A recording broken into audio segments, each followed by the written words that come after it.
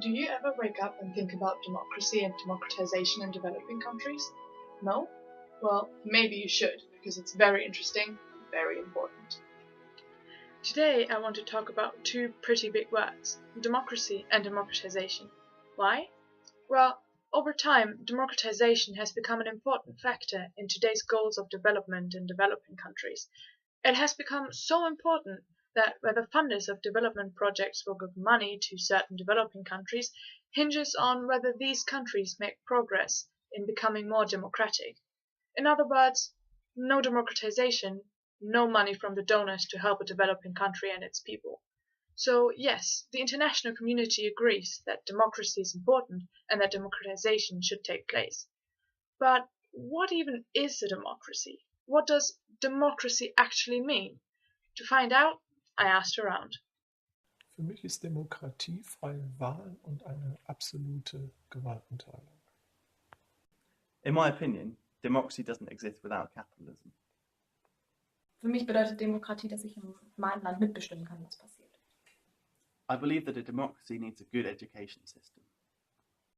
As you can see, there is no single and universally acknowledged definition of democracy. Essentially everyone, from scholars and policymakers to economists and individual citizens, they all have their own individual definition of what a democracy is. We just need to look at the democracies that already exist today to see how many forms of democracy are out there. There are constitutional monarchies, like the UK, or parliamentary democracies, like Germany. Then there are presidential democracies, like the United States. There's little dispute that the US is a democracy, but their electoral system allows someone to become president despite losing the popular vote in the national election. The institutional setup of the Electoral College trumps the voice of the people. So the question remains, who decides which form of democracy should be implemented in a developing country?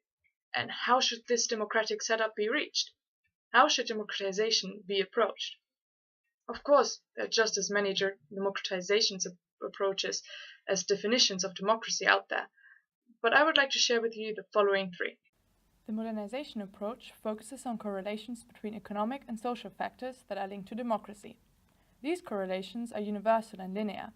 Universal means that they are true for all countries, and linear means that, for example, if there are many telephone connections in a country, there's much democracy.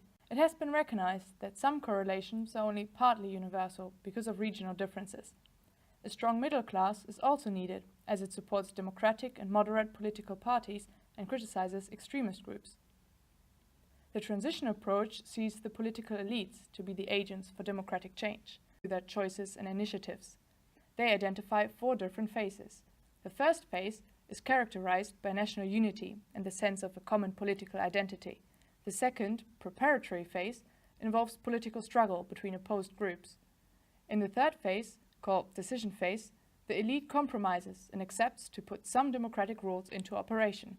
The last phase, the habituation phase, starts when these democratic rules have become habit, and the old political elite is replaced by a new generation of political elite who are not only used to the democratic rules, but also believe in them.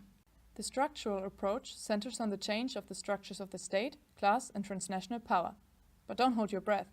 These changes are only gradual and may even take centuries.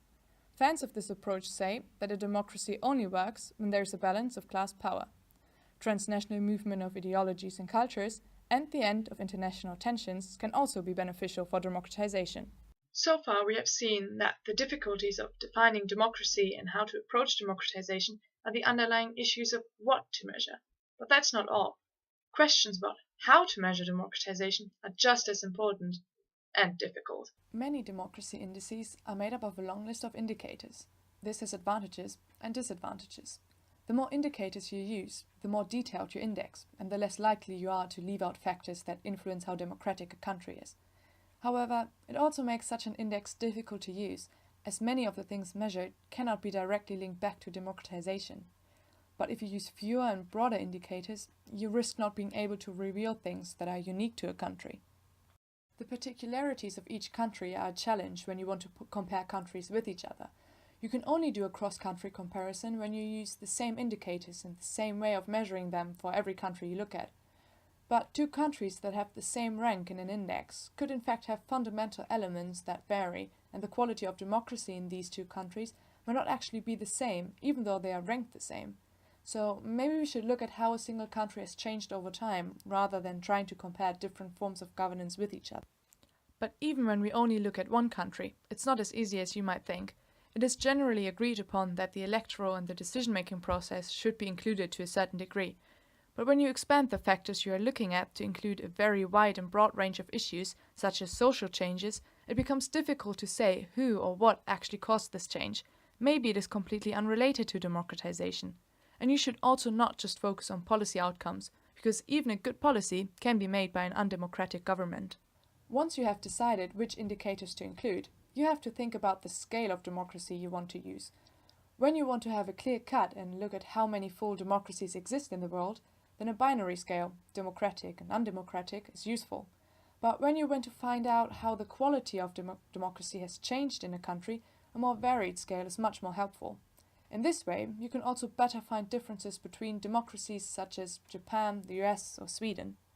Most indices use statements by experts to make an assessment, because it's cheaper and they have a better understanding about policy and governance issues. But experts don't necessarily reflect the population's view. And this is the advantage of citizen or firm surveys, is they ask the people who are actually affected by the policies. In both types of surveys, the views expressed are subjective, and it's even more problematic when experts and individuals don't say their honest opinions because they have to fear negative consequences if they criticize the government in any way. I think throughout this video it has become very clear that measuring democracy and democratization is incredibly difficult. Already defining democracy seems impossible. There are several diverse ways to approach democratization, and questions about the actual measurement are certainly not easily answered. It doesn't look like there will be a universal definition of democracy, a common approach to democratization, and a perfect measurement index anytime soon. So what even is the conclusion here? With this video, I wanted to show you that there are decisions about developing countries and democracy that carry far and long-reaching consequences. Some donors don't want to give any money to developing countries when they haven't made any progress in democratization. The choices about foreign aid for development are based on democracy and governance indices. Yes, and all these indices face the problems I've talked about. So it is important to use these indices carefully, especially when a country's development might partly depend on it. But I also hope that this video has been thought-provoking and just makes you think about issues that are often neglected. Maybe from now on you will wake up in the morning and do think about things like democracy, climate change, or overfishing.